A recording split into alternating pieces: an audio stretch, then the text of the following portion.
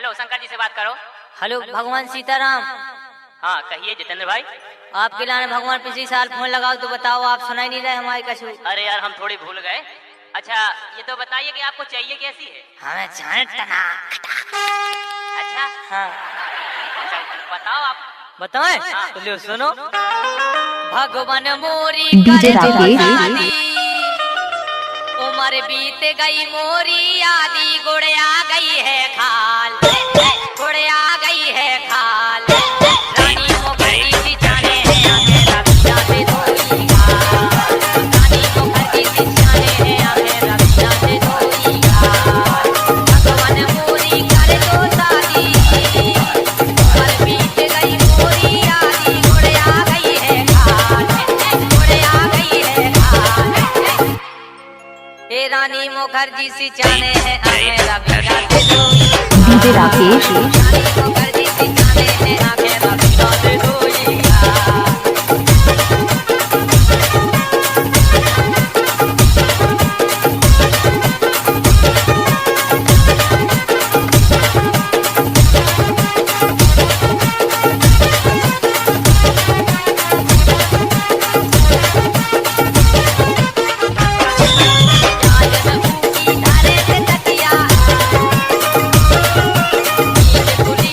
DJ Rakesh.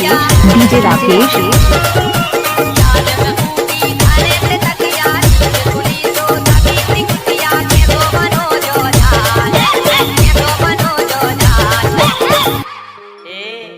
और रानी मुखर्जी से जाने हैं अंधेरा बिना से धोई खाल, रानी मुखर्जी से जाने हैं अंधेरा बिना से धोई खाल। डीजे राकेश इंदौरी। भगवान मोरी करे तो शादी,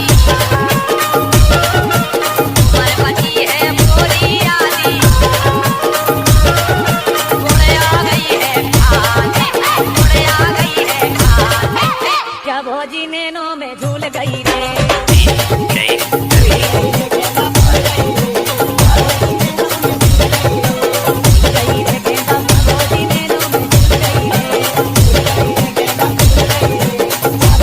डीजे राकेश।